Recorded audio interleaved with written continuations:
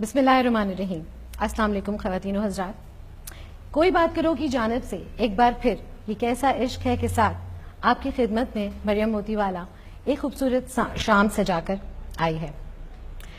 आज की महफिल मेरे बहुत अजीज दोस्त जवाद शेख के एजाज में है, जो आजकल पाकिस्तान में मौजूद हैं और कई साल से बैरून मुल्क में मुकीम हैं। हमारे दरमियान इतने बड़े लोग मौजूद हैं कि मेरे पांव जमीन पे नहीं टिक रहे। आप तमाम अहबाब की तहे दिल से शुक्रगुजार हूँ। रावलपिंडी आर्ट्स काउंसिल का हमेशा की तरह शुक्रिया अदा करती हूँ, जो वो हमेशा मेरे साथ ताउन करते हैं। प्रोग्राम के हमेशा की तरह दो हिस्से हैं। पहले हिस्से में कोशिश करेंगे कि जवाद शेख की शख्सियत पे एक नज़र डालें, हल्की फुल्की बातचीत होगी, उसके बाद मुशायरा शुरू होगा। आप तमाम हजरात की तालियों में दावत देती हूँ जवाद शेख साहब को। जवाद शेख साहब, बहुत बहुत शुक्रिया हमारी दावत कबूल करने का, इस्लामाबाद आने का। बहुत शुक्रिया आपका कि आपने इतनी मोहब्बत से इतने प्यार से दावत दी। बहुत शुक्रिया। अच्छा जी, सबसे पहले ये बताइए कि मजमूई तौर पर आपका ताल्लुक किस शहर से? मेरी पैदाइश बलवाल में हुई थी, ज़िला सरगोदा का एक शहर बलवाल। तो अपने इब्तदाई चंद साल जो अपनी ज़िंदगी के वहीं गुजारे, तो उसके बाद फिर मेरा पुर्तगाल जाना हो गया था। 3-4 साल वहाँ रहा, फिर उसके बाद 10 साल के करीब नॉर्वे में गुजारे। बीच में पाकिस्तान में आना जाना भी होता रहा है। तो अब कुछ सालों से हम सरगोदा शिफ्ट हो गए, यानी फैमिली के साथ। अच्छा। बाकी फैमिली यानी सरगोदा में, और मैं अभी तक मतलब आना जाना चलता रहता है। तो फिलहाल मैं पुर्तगाल में मुकीम। अच्छा, ये बताएं कि कब एहसास हुआ कि जवाद शेख के अंदर एक शायर मौजूद है?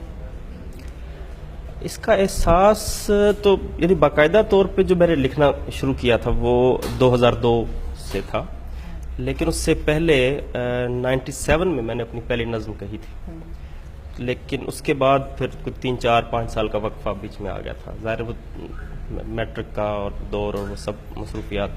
लेकिन 2002 से फिर बाकायदा पढ़ना शुरू किया और लिखना साथ साथ चलता रहा। तो उस ज़माने में हम लिखते ज़्यादा थे और पढ़ते कम थे। हाँ, तो वो काफ़ी सारा लिखा उस दौर में। बल्कि पुर्तगाल जाने से पहले, जब मेरी उम्र 18-19 साल थी, जाने से पहले कुछ 60-70 चीज़ें मैं लिख के जा चुका था और मुझे लग रहा था कि बस अब किताब आ जानी चाहिए। और इस तरह यानी इस तरह। किस शायर से मुतासिर है?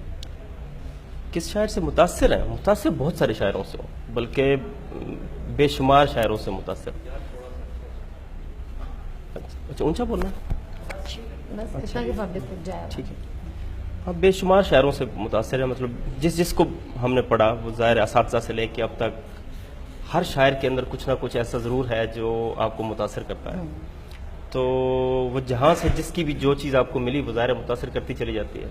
हाँ, लेकिन फिर ज़ाहिर है कुछ नाम आपके साथ जुड़ते हैं ख़ास तौर पे, या कुछ आपके मिजाज से ज़्यादा करीब होते हैं, और वो भी फिर वक्त के साथ साथ बदलते हुए रहते हैं। तो इस तरह है, बस इस तरह। तो सभी से मुतासिर होता हूँ, यानी जो भी अच्छा है, जो भी सीनियर है हमारा। मुझे यही लगता है कि शायद शायर से ज्यादा इंसान शायरी से मुतासिर होता है। बिल्कुल ऐसे ही। और मेरा ख्याल है ऐसा कोई बायस वो है भी नहीं कि आप पहले देखें कि किसका शेर है और फिर कहें कि पसंद है।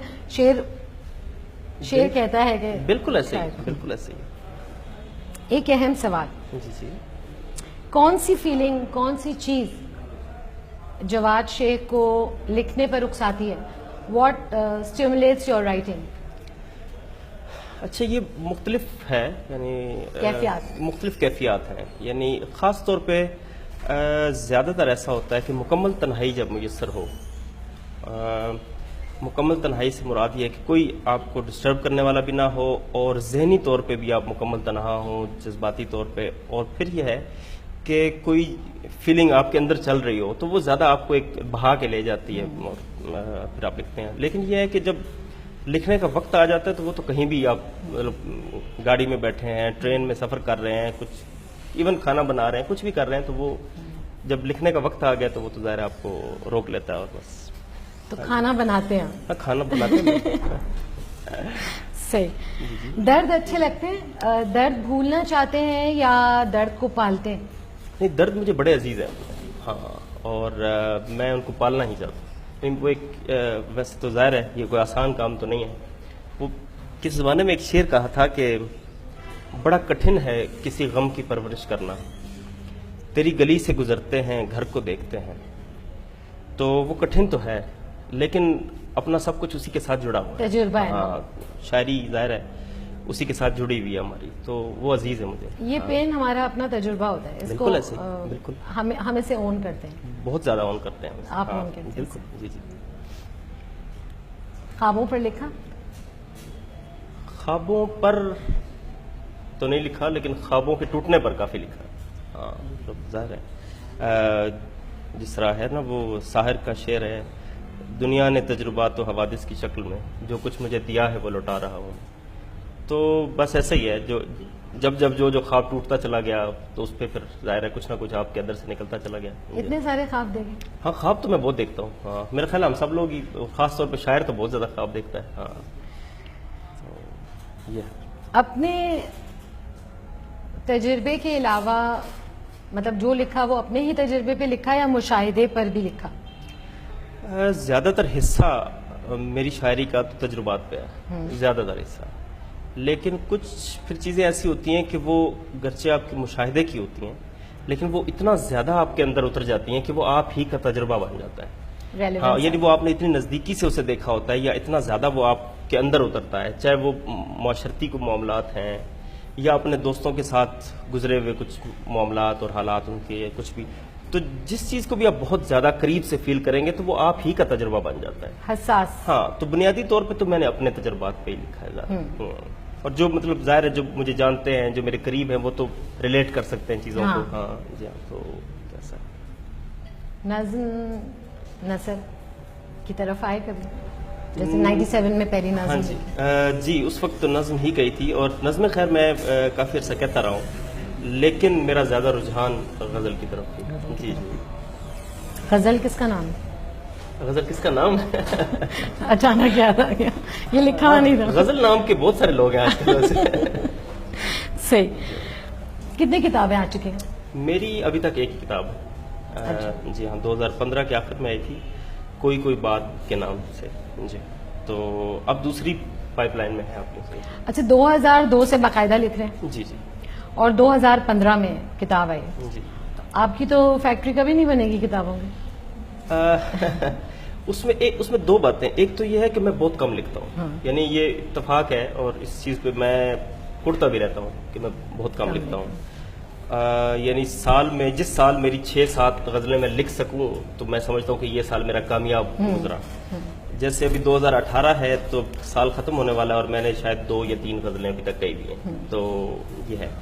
اور پھر اس وجہ سے ظاہر ہے مجھے گھٹن بھی بہت زیادہ ہوتی ہے, اور میرا رونے والا بھی معاملہ کافی ہوتا ہے کہ میں رو پڑتا ہوں اس وجہ سے. خاص طور پہ ظاہر ہے وہ گھٹن آپ کے اندر بن رہی ہے لیکن آپ کچھ کہہ نہیں پا رہے ہیں, تو یہ میرے لیے کافی ڈسٹربنگ ہے. تو وہ 2002 سے تو شروع کیا ہوا تھا, لیکن ایک تو کم لکھنے کی وجہ سے, دوسرا پھر یہ ہے کہ شروع کی جو چیزیں ہوتی ہیں وہ وقت گزرنے کے ساتھ ساتھ آپ ان کو نکالتے چلے جاتے ہیں. اور پھر ہر دفعہ یعنی 2006 میں بھی جو دوست پوچھتے تھے کہ آپ کی کتاب کب آ رہی ہے تو میں انہیں کہتا تھا بس اگلے سال آ جائے گی. 2010 میں پھر اس طرح کرتے کرتے وہ پچھلی نکلتی چلی جاتی ہیں اور نئی ایڈ ہوتی جاتی ہیں. تو پھر فائنلی 2015 کے اینڈ پہ جیسے تیسے کیا. اچھا اب ہم ایک تھوڑا سا ریپڈ فائر ٹائپ کا نا راؤنڈ کریں گے.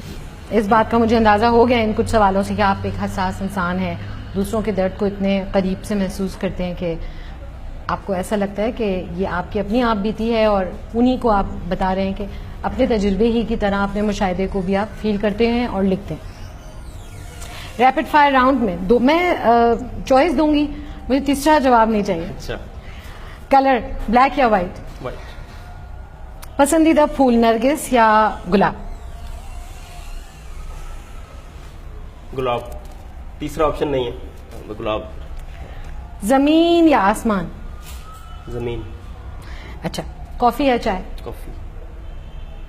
نظم غزل؟ غزل. اچھی فلم یا اچھی کتاب؟ دونوں. دونوں. اگر ابھی میں کہوں کہ یہ کتاب لیں اور میں کہوں فلم پہ چلتے ہیں, کیا کریں؟ اگر مجھے پتا ہو کہ دونوں بہت اچھی ہیں تو پھر کتاب.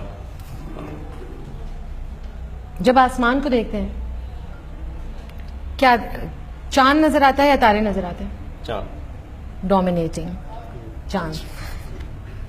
موسیقی میں ایسٹرن یا ویسٹرن؟ دونوں. دونوں. مزاج کے مطابق؟ مزاج کے مطابق ہیں دونوں، مطلب ایک خاص طرح کی موسیقی ہے جو مجھے دونوں طرف اٹریکٹ کرتی ہے. اچھا اگر مووی دیکھنے جائیں، رومانٹک یا ایکشن؟ رومانٹک. رومانٹک. ایک جزیرے پہ جانا ہو، بیسک نیڈس کی بات نہیں کر رہے کہ کپڑے پانی نہیں، اگر ایک جزیرے پہ جا رہے ہیں ضروری چیزوں میں صرف 2 چیزیں ساتھ لے کے جا سکتے ہیں. اچھا 2 چیزیں ساتھ لے کے جا سکتے ہیں. چوز کرنا ہے بہت ساری چیزوں میں سے، یہ 2 ان 2 کے بغیر نہیں. سانس پانی ہوا نہیں. اچھا. وہ تو نیچرل ہے، وہ ملے گا. کپڑے شپڑے تو لے لیے. ہاں کپڑے لے لیے. اپنے آپ کو خوش رکھنے کے لیے کوئی 2 چیزیں جو ساتھ لے کے جائیں گے، جن کے بغیر گزارا نہیں ہے، دکھی ہو جاؤں گا.